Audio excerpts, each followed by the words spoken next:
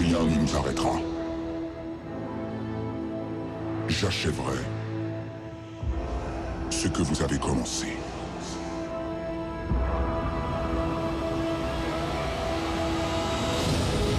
C'est le film le plus attendu de l'année. Star Wars, le réveil de la Force, nouvel opus de la plus grande épopée cinématographique à ce jour. Tout est vrai. Les Jedi, l'Empire et le côté obscur sont de retour dans une nouvelle mouture signée par le réalisateur de Lost et des nouveaux Star Trek, J.J. Abrams. Nouvel acte du plus grand mythe cinématographique d'Hollywood sur lequel Entrée libre revient ce soir avec Laurent Aknin, critique de cinéma, qui s'est intéressé au mythe de Star Wars, le créateur maître Jedi au milieu de ses toiles Jean-Charles de Castelbajac et le père de la saga George Lucas. J'ai toujours voulu commencer avec la formule « Il y a longtemps, dans une galaxie très lointaine », pour que les gens ne prennent pas le film pour un film de science-fiction. Pour moi, c'était un film fantastique. Il était une fois. Un authentique conte de fées.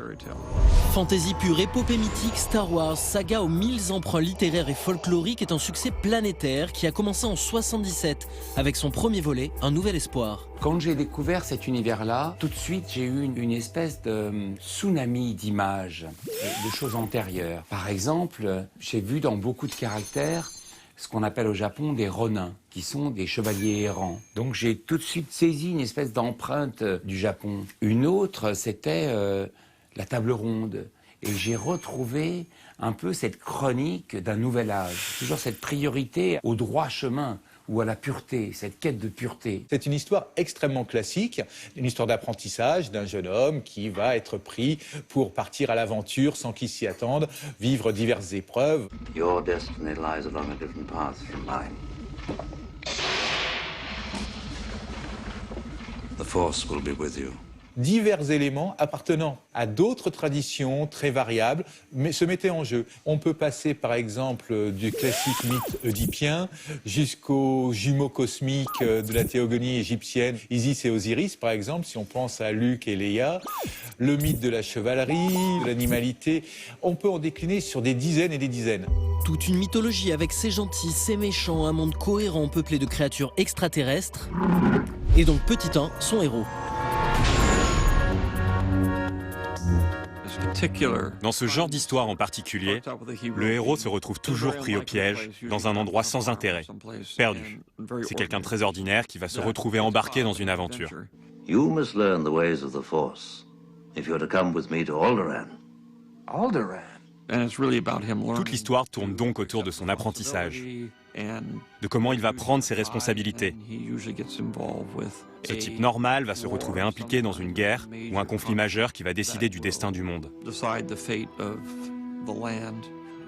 Il y a beaucoup de versions de cette histoire, mais la plupart des mythes et des contes suivent la même voie.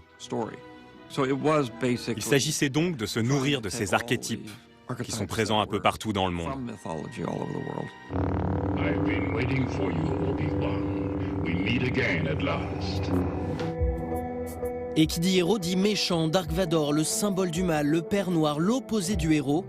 Now I am the master. Only a master of evil, Darth.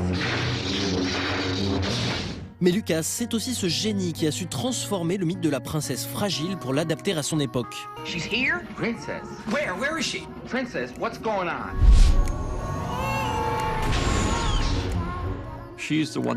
C'est elle qui est au centre du conflit. Les autres ne sont là que pour lui filer un coup de main. Bien que Luke soit dans sa propre aventure, il n'en reste pas moins qu'il l'aide, elle, à sauver l'univers.